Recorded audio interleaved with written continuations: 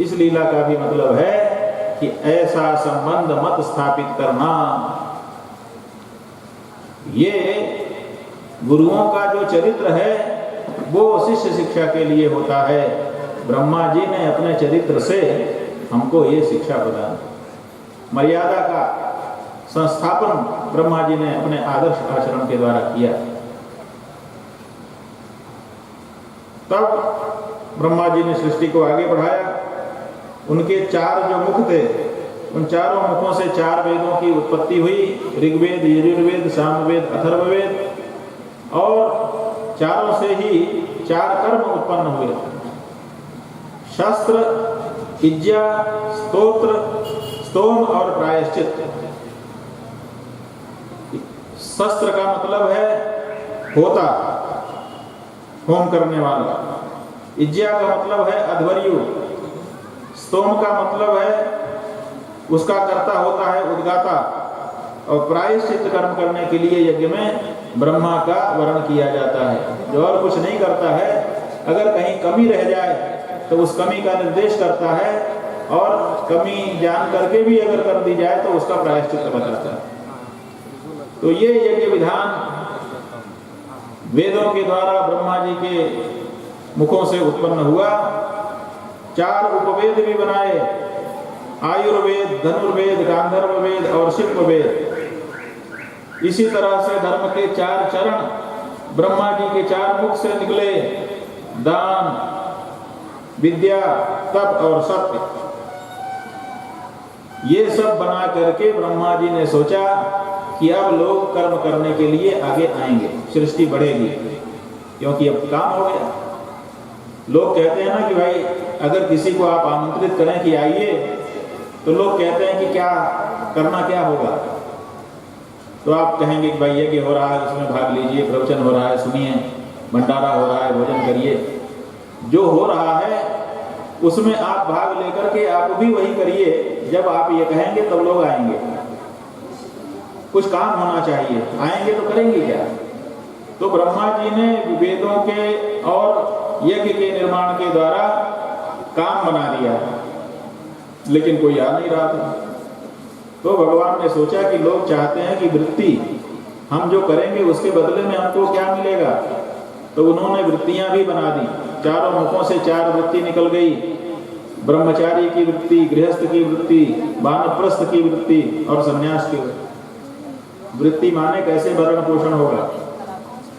जैसे छात्र वृत्ति होती है ना, छात्र की वृत्ति माने छात्र पढ़ते समय कैसे खाएगा, उसका काम कैसे चलेगा, इसके लिए कुछ धन किसी संस्था द्वारा या सरकार द्वारा जो दिया जाता है उसी को छात्र वृत्ति कहते हैं। इसी तरह से ब्रह्मा जी ने सबकी वृत्तियां बना दी। ब्रह्मचारी की 4 वृत्ति बना दी, क्योंकि 4 तरह के ब्रह्मचारी होते हैं। एक ब्रह्मचारी वो होते हैं जो उपनयन संस्कार होने के बाद 3 दिनों तक गुरु के पास रह करके गायत्री मंत्र का कम से कम अध्ययन करते हैं, क्योंकि उपनयन संस्कार के बाद तत्काल वेदाध्यापन शुरू हो जाता है। जिसका उपनयन संस्कार होता है, उपनयन संस्कार के बाद ही वेद के अध्ययन का अधिकार व्यक्ति को मिलता है।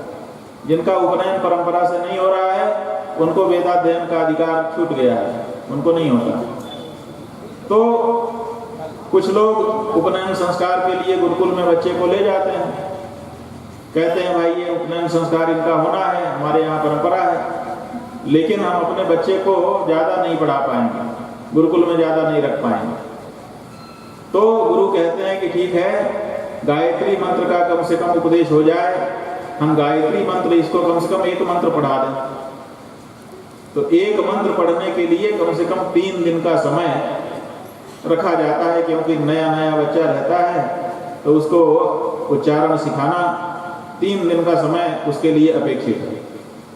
तो उपनयन संस्कार करा के 3 दिन तक बच्चे को गुरुकुल में छोड़ दिया जाता है। ऐसा जो 3 दिन का ब्रह्मचारी 3 दिन गुरुकुल में रहता है उसको सावित्र ब्रह्मचारी कहते हैं। माने वो सावित्री गायत्री पढ़ने के लिए वहां रह रहा है, गायत्री मंत्र पढ़ने के बाद फिर वापस घर चला जाएगा, तो 3 दिन का ब्रह्मचारी है वो। 3 दिन ब्रह्मचर्य से रहेगा तो 3 दिन गुरुजी उसको खिलाएंगे पिलाएंगे, माने 3 दिन की उसकी वृत्ति सुनिश्चित हो गई। जितने दिन गुरुकुल में बच्चा रहता है, हमारे यहाँ गुरुकुल की यही परंपरा है कि उसको खाने पीने को, पहनने ओढ़ने को गुरुजी देते हैं, इसलिए उसको चिंता नहीं करनी है। तो सावित्र जो ब्रह्मचारी है वो गुरु के यहाँ जितने दिन रहेगा उसको भोजन मिलेगा, तो उसकी वृत्ति तय हो गई 3 दिन के लिए। अब आजकल तो 3 दिन भी नहीं, आजकल तो एक ही दिन में उपनयन संस्कार करा लेना चाहते हैं लोग, एक दिन में भी कुछ घंटे। अब कुछ घंटे में क्या तो पढ़ेगा, क्या तो सुनेगा। केवल नाम हो पाता है कि गायत्री मंत्र, स्वर के साथ गायत्री मंत्र भी पढ़ा नहीं पाता गुरु, जबकि गायत्री मंत्र वेद मंत्र है, उसका सस्वर उच्चारण होना चाहिए। गायत्री मंत्र में जो स्वर हैं, उदात्त, अनुदात्त, स्वरित, ये 3 स्वर होते हैं। हमारे यहाँ जो ककहरा है, जैसे स्वर हैं और व्यंजन है, तो स्वर जो है वो एक स्वर 18 तरह का होता है। जैसे अ है तो अ 18 तरह का होता है संस्कृत भाषा में। एक अ वो है, उसके पहले 3 भेद हो जाते हैं। व्यवहार में केवल 2 भेद आप लोग देखते हैं, ह्रस्व अ और दीर्घ अ। 18 में से केवल 2 का आप अध्ययन करते हैं आजकल, जबकि उसके 3 भेद मात्रा की दृष्टि से होते हैं। मात्रा का मतलब उच्चारण का काल, कितनी देर में उच्चारण उसका हो रहा है। तो अगर एक मात्रा का उच्चारण हो रहा है, आपके आंखों की पलक जितनी देर में झपक करके उठ जाती है, उतना जो काल है वो एक मात्रा काल कहा जाता है। अथवा मुर्गा जब बोलता है तो वो ह्रस्व दीर्घ प्लुत तीनों बोलता है। कुकुड़ुकु, तो पहला वाला कु जो बोलता है वो 1 मात्रा, कुड़ू जो बोलता है वो 2 मात्रा, और ऊ जो बोलता है वो 3 मात्रा। माने 1 मात्रा काल, जिसमें एक पलक झपकने का काल जितने समय में लगा, उतनी देर में जो अक्षर आपने बोला वो ह्रस्व, और उससे दुगना समय लगाया तो दीर्घ, और दुगने से ज्यादा कितना भी समय लगा दिया वो प्लुत। तो उच्चारण काल की दृष्टि से प्रत्येक स्वर के 3 भेद हो जाते हैं, ह्रस्व, दीर्घ और प्लुत। और फिर इन तीनों के 3-3 भेद हो जाते हैं। उनको चढ़ाने उतारने से आप किसी चीज को 3 तरह से बोल सकते हैं। या तो उस अक्षर को ऊपर चढ़ा करके बोल सकते हैं, या तो उसको नीचे गिरा करके बोल सकते हैं, या तो बराबर में रख करके बोल सकते हैं। जैसे गाने वाले आरोह अवरोह गाते हैं। आरोह का मतलब ऊपर चढ़ाना, और अवरोह का मतलब नीचे गिराना, और सम माने बराबर में रखना। तो ये भी स्वर है, आ ही है, ह्रस्व आ। उस ह्रस्व आ को ऐसे भी बोल सकते हैं, आ ऐसे भी बोल सकते हैं, और अ ऐसे भी बोल सकते हैं। तो उतार चढ़ाव की दृष्टि से भी 3 भेद हो जाते हैं। तो ह्रस्व आ, पहले एक ह्रस्व दीर्घ प्लुत 3 भेद हुए, और फिर इन तीनों के 3 हो जाते हैं। उदात्त, अनुदात्त, स्वरित। उदात्त माने ऊंचा चढ़ा के बोलना, अनुदात्त माने नीचे चढ़ा के बोलना, और स्वरित माने बराबर में बोलना। तो ऐसे एक ही स्वर के 9 भेद हो गए। और फिर सबके 2-2 भेद और हो जाते हैं, अनुनासिक और अननुनासिक। किसी भी वर्ण को जब हम उच्चारण करते हैं, बोलते हैं, तो 2 तरीके से बोल सकते हैं। एक केवल मुंह से बोले, और एक नाक को भी साथ में कर लें। तो जैसे आ है, ये केवल मुंह से बोला गया। हाँ, इसमें हमने नाक को भी शामिल कर दिया। आप भी कर सकते हो, बोल के देख लो। का है, का ये मुंह से बोला, और का आप लोग बोलते हैं ना, उत्तर प्रदेश में बनारस में बोलते हैं चावल, और आप बोलते हो चावल। तो आप च जब बोलते हो तो नाक को भी शामिल कर देते हो, वो अनुनासिक हो जाता है। तो ऐसे ही प्रत्येक अक्षर अनुनासिक और अननुनासिक, माने नाक को मिला करके और बिना नाक के भी उच्चारित किया जाता है। ऐसे सबके 2-2 भेद हो गए, तो 9 दूनी 18। इस तरह से एक स्वर के 18 भेद होते हैं। तो अब ये 18 भेद के साथ वेद मंत्रों को बोलना पड़ता है। इसीलिए वेद मंत्र जब कोई बोलते हैं वैदिक बच्चे, आपने देखा होगा कि हाथ ऐसे ऊपर करते हैं कभी और कभी नीचे करते हैं, ऐसे ऐसे ऐसे करते रहते हैं ना, तो आप समझते हैं कि ये क्या कर रहे हैं, चिढ़ा तो नहीं रहे हैं, वो चिढ़ा नहीं रहे हैं, वो अपनी आवाज को कभी चढ़ा रहे हैं कभी उतार रहे हैं। नो, तो जब ऊपर चढ़ाना होगा तो ऐसे हाथ ऊपर चढ़ेगा, हाथ ऊपर चढ़ाने से बोलने में सुविधा हो जाती है। आप अभी बिना स्वर के नहीं बोल सकते हो। जब आप भाषण दे रहे हो, अभी आप हमें को देख लो, हम भी हाथ ऐसे ऐसे कर रहे हैं कि नहीं कर रहे, आप भी करते हो। ये हाथ जब हम हिलाते रहते हैं तो हमको बोलने में सुविधा हो जाती है। हमारा फेफड़ा जो है उससे हाथ के कंधे जुड़े हुए हैं, डॉक्टर वैद्य बता सकते हैं आप। जब आपके फेफड़े में समस्या आ जाती है तब कंधा हिलना बंद हो जाता है। इसलिए कहते हैं कंधे का व्यायाम करते रहो। जितना कंधा उठाओगे, जितने कंधे का मूवमेंट सही रखोगे, उतना ही आपका फेफड़ा सही रहेगा, और जितना फेफड़ा सही रहेगा उतना ही हवा अंदर बाहर कर पाओगे, और जितना अंदर बाहर हवा कर पाओगे उतना ही अच्छे से बोल पाओगे। क्योंकि बोलने में हवा बाहर निकलती है जब अंदर वाली, तभी आदमी बोल पाता है, नहीं तो बोल ही नहीं पाएगा। अरे बांसुरी कैसे बजेगी जब तक उसमें फूकोगे नहीं। जैसे बांसुरी को फूकने से बजती है और बाद में उसके छेदों पे आप उंगली रख करके अलग अलग स्वर बना लेते हो, वैसे आपकी नाभि से हवा निकलती है, हृदय में आती है, हृदय से कंठ में आती है, कंठ से फिर तालु, मुर्दा, जिह्वा, मोट सबको मिलाते हुए निकलती है। इसलिए एक ही हवा कई तरह की हो जाती है, कई अक्षर बन जाते हैं। तो ये जो कई अक्षर बन जाते हैं ये स्वर संस्थान के कारण बनते हैं। तो वेद मंत्र के उच्चारण करने के लिए जहां उदात्त अक्षर है वहां उदात्त बोलना पड़ता है, जहां अनुदात्त है वहां अनुदात्त बोलना पड़ता है। अगर नहीं बोलोगे, उदात्त की जगह अनुदात्त बोल दोगे, अनुदात्त की जगह उदात्त बोल दोगे, तो अर्थ का अनर्थ हो जाता है। इसीलिए बताया मंत्रो ही न स्वरतो वर्णतो वा मिथ्या प्रयुक्तो न तमर्थमाः सवाक् वज्रम यजमानं हिनस्ति यथेन्द्र शत्रु स्वरतो पराधा। पूर्व काल में बड़ी कथा है कि इंद्र ने यज्ञ कराया कि हमारे शत्रु का नाश हो जाए, और ब्राह्मणों ने जो मंत्र बोला उसमें बोला इंद्र शत्रु विवर्धस्व, हे इंद्र के शत्रु बढ़ जाओ। अब देखिए, इंद्र है शत्रु जिसका वो बढ़ जाए कि इंद्र बढ़ जाए। अब इसमें समास स्वर के कारण अलग अलग हो जाता है, जिसके कारण अर्थ उल्टा हो गया। और जिस यज्ञ से इंद्र को बढ़ना था, उस यज्ञ से इंद्र का शत्रु बढ़ गया। इसलिए स्वर सही उच्चारण होना चाहिए। इसीलिए मौखिक शिक्षा वेद मंत्रों की गुरुकुल में दी जाती है, ताकि जैसा ब्रह्मा जी ने बोला था, ब्रह्मा जी के बाद उनके शिष्य ने, फिर उनके शिष्य ने, आज तक वैसा ही उच्चारण हम लोग करते चले आए हैं।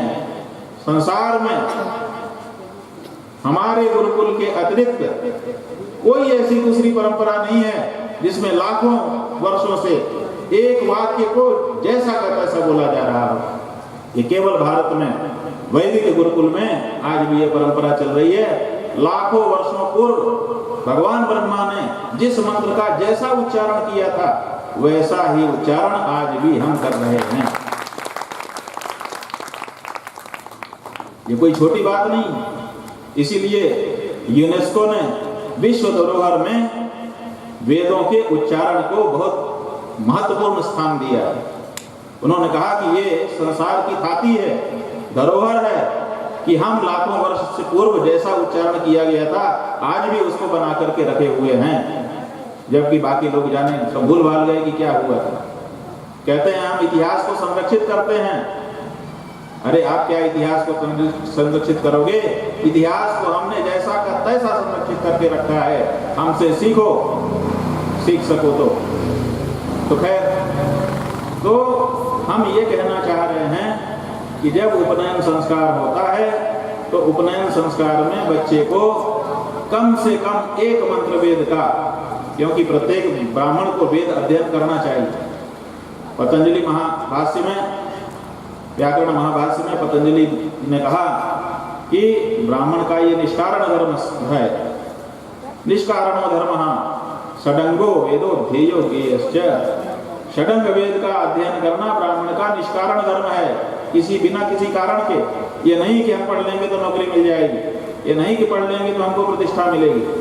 बिना किसी कारण के निष्कारण वेद का अध्ययन षडंग करना चाहिए। ये हमारे यहाँ वेद का वाक्य है। तो आजकल लोग वेद पूरा नहीं पढ़ पा रहे हैं तो सोचते हैं कि उपनयन संस्कार करा के एक मंत्र पढ़ा दें और उसी एक मंत्र का रोज जप कर लेंगे तो कुछ तो वेदाध्ययन माना जाएगा, नाम तो कम से कम हो जाएगा कि हाँ हमारे पास वेद है, हमने परंपरा से वेद पढ़ा है और रोज हम उसका उच्चारण करते हैं। तो कम से कम एक मंत्र। अब सवाल ये है कि वो जो एक मंत्र आप पढ़ रहे हैं, कम से कम 3 दिन रुक करके एक मंत्र तो स्वर के सहित पढ़ लीजिए। अगर एक मंत्र भी स्वर के सहित आप नहीं पढ़ेंगे और स्वर के सहित उसका उच्चारण नहीं करेंगे तो फिर आपको क्या वेद पढ़ा क्या नहीं पढ़ा बराबर हो जाएगा। इसलिए सबसे छोटा विधान शास्त्रों में बता दिया कि 3 दिन गुरुकुल में रुक करके कम से कम एक वेद मंत्र का सस्वर अध्ययन कर ले। जब तक वो गुरुकुल में रहेगा तब तक उसकी वृत्ति तय हो गई, गुरुजी उसको भोजन पानी देते। तो सावित्र ब्रह्मचारी इस तरह से अपनी वृत्ति को प्राप्त कर लेता है। इसी तरह से प्राजापत्य ब्रह्मचारी भी है।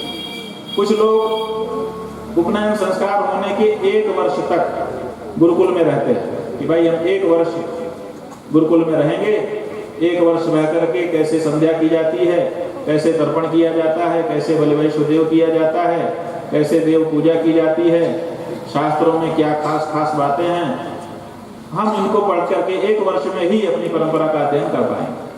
तो 1 वर्ष के लिए वो गुरुकुल में रह जाते हैं और 1 वर्ष तक ब्रह्मचारी के जितने नियम हैं उन सब नियमों का भी पालन करते हैं। अभी भी जो कुलीन ब्राह्मण हैं उनके घरों में उपनयन संस्कार होने के 1 साल तक, विशेष करके दक्षिण भारत में अभी भी नियम है, 1 साल तक बच्चा सभी नियमों का पालन करते हुए त्रिकाल संध्या करते हुए रहता है और अध्ययन करता है। उसके बाद फिर वो सामान्य जीवन में जैसे सब हो गए हैं वैसा करने लग जाता है। लेकिन 1 साल 1 वर्ष में काफी पर्याप्त उसके संस्कार पक्के हो जाते हैं। तो 1 वर्ष जब तक वो गुरुकुल में रहेगा तो 1 वर्ष की उसकी वृत्ति गुरुजी के द्वारा निश्चित हो गई। उस वृत्ति का नाम है प्राजापत्य वृत्ति, ये भी निश्चित कर दिया। उसके बाद ब्राह्म वृत्ति है। ब्राह्म वृत्ति वो है कि ब्रह्मचारी गुरुकुल में गया और उसने कहा कि महाराज हमारा जो अध्याय है, हमारा जो शाखा है, जिस शाखा में हमारा जन्म हुआ, प्रत्येक ब्राह्मण किसी न किसी वेद से संबंधित है परंपरा और उस वेद की अमुक शाखा से संबंधित है। तो अपनी शाखा का अध्ययन करता है, 12 वर्ष उसमें लगते हैं। तो 12 वर्ष के लिए गुरुकुल में जा करके सांग वेद का अध्ययन करता है, वो ब्राह्म ब्रह्मचारी कहलाता है। 12 वर्ष के लिए ब्रह्मचर्य व्रत का पालन करते हुए गुरुकुल में रहता है। 12 वर्षों तक जब तक वो गुरुकुल में रहता है तब तक उसकी वृत्ति गुरुजी के द्वारा, गुरुकुल के द्वारा होती है। तो ये ब्राह्म वृत्ति हो गई। इसी तरह से एक और ब्रह्मचारी है जो बृहत ब्रह्मचारी कहा जाता है। किसी किसी ग्रंथ में नैष्ठिक ब्रह्मचारी भी उसको कहते हैं। वो जो नैष्ठिक ब्रह्मचारी है वो गुरुकुल में पढ़ने के लिए आया, 1 वेद का अध्ययन कर लिया, षडंग का अध्ययन कर लिया। अब उसको लगता है कि महाराज अभी कुछ बाकी है अध्ययन करना, अभी तो हमने उपनिषद नहीं पढ़े, अभी तो हमने अमुक ग्रंथ नहीं पढ़े, अभी तो हमको अमुक चीज जानना है। तो उसकी जिज्ञासा बढ़ जाती है। वो कहता है घर वापस हमको जाना नहीं है, अब हम जीवन पर्यंत गुरुजी आपकी सेवा करते हुए आपके सानिध्य में रह करके अध्ययन करना चाहते हैं, हमको अध्ययन में रस आ रहा है। तो ऐसे जो ब्रह्मचारी हैं उनको बृहत ब्रह्मचारी अथवा नैष्ठिक ब्रह्मचारी कहा जाता है। और वो जीवन पर्यंत गुरु के आश्रम में रह करके गुरु के दिए गए भोजन वस्त्र आदि को स्वीकार करके उसी वृत्ति से रहते हैं। तो उनकी भी वृत्ति निश्चित हो जाती है। अब जो पूरे जीवन रह गया उसकी वृत्ति तो गुरुकुल से चल जाएगी। जैसे अपने यहाँ गुरुभाई लोग हैं, नैष्ठिक ब्रह्मचारी हैं, अब वो घर छोड़ चुके, अब यहीं गुरुजी के यहाँ रहते हैं, तो गुरुजी का ही खाते पीते हैं और गुरुजी से अध्ययन करते हैं। ये नैष्ठिक ब्रह्मचारी अथवा बृहत ब्रह्मचारी कहलाते हैं। इनकी वृत्ति इसी से निश्चित हो गई। अब उनको खाने पीने की चिंता नहीं करनी है, उनके खाने पीने की चिंता गुरुकुल करेगा। इसी तरह से जो गृहस्थ हैं, कुछ दिन तक गुरु के आश्रम में रह करके वापस आ गए, समावर्तन संस्कार करा लिया, स्नातक हो गए और फिर आकर के गृहस्थ आश्रम में प्रवेश कर लिया। जो गृहस्थ बन गए उनकी भी 4 तरह की वृत्तियां ब्रह्मा जी ने निश्चित कर दी। पहली वृत्ति है वार्ता। वार्ता का मतलब कोई ऐसा काम पकड़ लिया उन्होंने जिससे साल दर साल काम चलता जाए। जैसे खेती संभाल ली, अपने पिता की खेती उन्होंने संभाल ली कि पिताजी अब हम करेंगे, चिंता मत करिए। अब खेती में जब मौसम आता है तो जुताई करके बो देते हैं और जब मौसम आता है तो काट करके घर में ले आते हैं और खाते पीते रहते हैं। तो ये इस वृत्ति का नाम वार्ता वृत्ति है। अथवा कोई सरकारी नौकरी पकड़ ली जिसमें पूरा जीवन सुरक्षित हो गया, इतने वर्ष तक नौकरी करेंगे, उसके बाद फिर पेंशन मिलेगी, तो उनकी भी वृत्ति सुनिश्चित हो गई। ये भी वार्ता के अंतर्गत आ जाती है। दूसरी वृत्ति है संचय। ये संचय वृत्ति जो है ये स्थायी वृत्ति नहीं है, आमदनी का कोई स्थायी स्रोत नहीं है, लेकिन बीच बीच में काम मिल जाता है। कुछ दिन नहीं मिलता, फिर अचानक मिल जाता है। कोई यज्ञ हो रहा है तो उसमें लोगों ने कहा भाई अनेक ब्राह्मणों की आवश्यकता है, तो फिर आपको भी बुला लिया गया, तो आप चले गए। अब आपको वहां पर इतना दक्षिणा मिल गई कि उससे महीना 2 महीना का काम आपका चल रहा है, फिर कोई काम मिल जाएगा। तो इस तरह से जो छिटपुट काम मिलता रहता है, उस छिटपुट काम को करते हुए अपनी वृत्ति का निर्वाह जो लोग करते हैं, उस वृत्ति का संचयी वृत्ति नाम है। इसी तरह से कुछ लोग शालीन वृत्ति से रहते हैं। शालीन वृत्ति ये है कि वो किसी से कुछ मांगते नहीं और ना तो खेती करते हैं, ना तो कहीं नौकरी करते हैं और ना तो किसी के बुलाने पर किसी ऐसे